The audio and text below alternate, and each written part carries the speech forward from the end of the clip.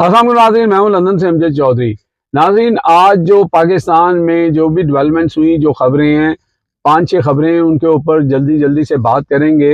एक तो आज सबसे जो अलार्मिंग खबर थी वो अलीमा खान यानी इमरान खान की जो बहनें हैं उनकी तरफ से जो एक स्टेटमेंट आया कि इमरान खान को एलिमिनेट करने की कोशिश की जाएगी और खान साहब से रिलेटेड करके उन्होंने कहा कि मोहम्मद मरसी की तर्ज में उनको नुकसान पहुंचाया जा सकता है। ये बहुत ही अलार्मिंग है और ओबियसली बहनें हैं, अपने भाई के बारे में कंसर्न है। और अगर इसका डॉट से डॉट आप मिलाएं तो आपको फैसल वोडा की वो स्टेटमेंट बिल्कुल जहन में रखनी चाहिए, जिसके ऊपर जलसे में अली मीन गंडापुर की तकरीर के बाद फैसल वोडा ने कहा था कि अब इमरान खान की ज़िंदगी जो है मुश्किल होगी और अगर इमरान खान की ज़िंदगी को कुछ होता है तो वो अली मीन गंडापुर उसके ज़िम्मेदार होंगे। इस तरह की उन्होंने बात की थी।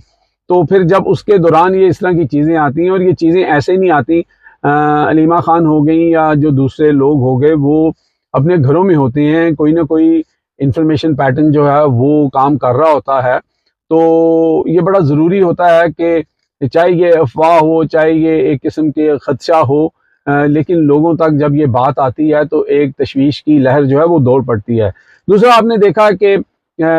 यहाँ पर जो PLMN है उन्होंने जो या उनके जो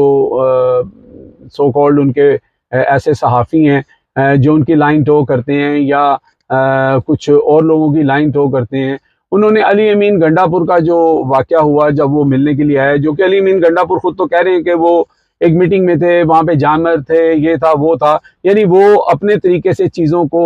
जो है वो स्लो डाउन भी करना चाह रहे हैं और वो चीज़ों को मैनेज भी करना चाह रहे हैं। एक वज़ीर आला जो होता है वो एक ज़िम्मेदार शख्स होता है और वो आम आदमी की तरह, मेरी आपकी तरह जो है वो ना तो तज्ज़िये करता है और ना ही वो इस तरह की गुफ्तगू करता है जिससे इंतशार फैलने का ख़तरा हो। लेकिन चूँकि ये बीच में जो गैप आया उसके अंदर जिस तरह की ट्वीट्स आई, कोई कह रहा है कि जी कमर नीली हो गई है, आंख नीली हो गई है, कोई कह रहा है पेटिस खाए जा रहे हैं, कोई कुछ कह रहा है कि वो, कोई कह रहा है कि जी बड़ा बुरा हो रहा है। तो ये सारी चीज़ों ने हाइप क्रिएट की। तो उसके बाद फिर जो खैबर पख्तूनख्वा की आवाम थी और वहाँ पे जो खैबर पख्तूनख्वा के जो इलेक्टेड मेंबर्स हैं उनके अंदर भी गुस्सा आया और फिर उन लोगों ने उसके साथ फिर आपने देखा कि असम्बली के अंदर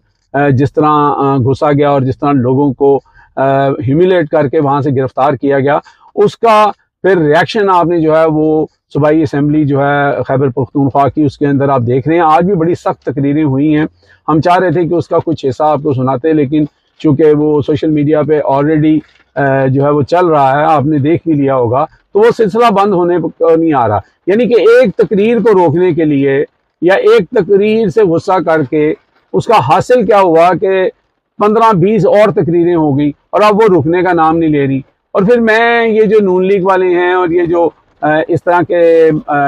भोंपू सहाफ़ी हैं वो बार बार कहते हैं जनाब माफ़ी मांगेगा इमरान खान, इस पे माफ़ी मांगेंगे, ये हो जाएगा वो हो जाएगा। क्या इमरान खान ने 9 मई के ऊपर माफ़ी मांग ली? क्या इमरान खान ने हमीदुर रहमान कमीशन की जो ट्वीट की थी क्या वो वापस ले ली? क्या इमरान खान के जो साथी हैं जैसे अली मीन गंडापुर हैं, क्या उन्होंने माफ़ी मांग ली? आपने उनसे कहा कि वो माफ़ी मांगेंगे, ये अपनी तकरीर पे अपने अल्फाज वापस लेंगे, वहाँ पे 15 और तकरीरें हो गई। तो लिहाजा ये सिलसिला जो है वो बढ़ता जा रहा है। ये मुल्क के लिए अच्छा नहीं है, पाकिस्तान की आवाम के लिए अच्छा नहीं है, क्योंकि चीज़ों को काम डाउन होना चाहिए। दूसरी तरफ मौलाना फजलुर रहमान साहब के बारे में बताया जा रहा है कि मोहम्मद अली दुरानी की उनसे मुलाकात हुई तो उन्होंने कहा कि उन्होंने कैटेगोरिकली इनकार कर दिया है कि वो इस जो पैकेज आ रहा है इसका हिस्सा नहीं बनेंगे, वो अपनी सियासत ख़त्म नहीं करेंगे। मेरा ख्याल अगर मौलाना साहब के बारे में मैं कोई पक्की बात तो नहीं उस लिहाज से कर सकता, लेकिन मैं ये ज़रूर कहूँगा कि जैसे महमूद अचकज़ई थे, वो भी इमरान खान और उनके दरमियान बड़ी मुखालफत हुआ करती थी। कुछ इसी तरह का सिलसिला जो है वो मौलाना साहब के साथ भी था, लेकिन महमूद अचकज़ई जो हैं वो आज इमरान खान के जो पॉइंट ऑफ व्यू है या इमरान खान उनको लीड करवा रहे हैं, जो भी उन्होंने बातें करनी थी या उनको एक जो है एक रिस्पेक्टेबल ऑनरशिप दी हुई है। तो मेरा ख्याल है कि मौलाना फजलुर रहमान जो हैं ये सियासतदानों से बहुत सारी ऐसी चीज़ें पास्ट में होती हैं। इमरान खान साहब ने भी बड़ी गलतियाँ की,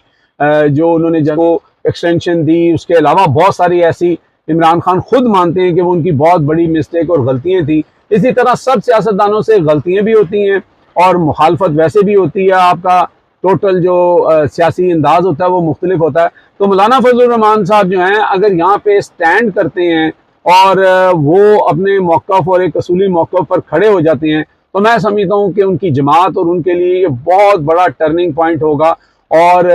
कल की सियासत में, चाहे वो खैबर पख्तूनख्वा की हो या वो सिंध की हो या पंजाब की हो, मौलाना साहब का कद जो है वो एक बहुत बड़ा कद बन जाएगा। इसके अलावा कुछ बाज़ गश्त जो है वो एक ट्वीट की है मोहित पीरज़ादा ने कि कोई सदारती निज़ाम की तरफ भी कोई सोचा जा रहा है, एक नया प्लान लाने की कोशिश की जा रही है। लेकिन इस वक्त कोई भी प्लान जो है वो कामयाब नहीं होगा जब तक हर शख्स जो है वो आइन के मुताबिक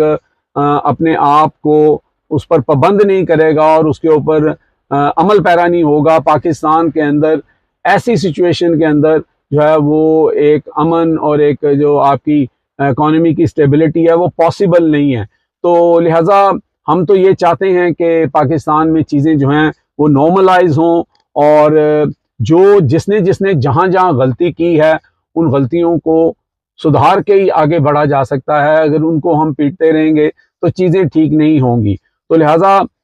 इस वक्त सूरत हाल जो है वो ठीक नज़र इसलिए नहीं आ रही है कि खैबर पख्तूनख्वा के अंदर जिस तरह की तकरीरें हो रही हैं, अगर एक सूबाई असम्बली का मेंबर जो है वो इतनी सख्त बातें कर रहा है तो उसका अवाम के ऊपर पूरे पाकिस्तान में क्या असर हो रहा होगा और वो किस तरह वो सोच रहा होगा और अदारों को इस वक्त कितना एक मसला दरपेश होगा, इसका अंदाज़ा शायद मैं और आप नहीं लगा सकते। अब तक के लिए इतने ही। देखते रहे मेरा channel hit list by Amjad Chaudhary.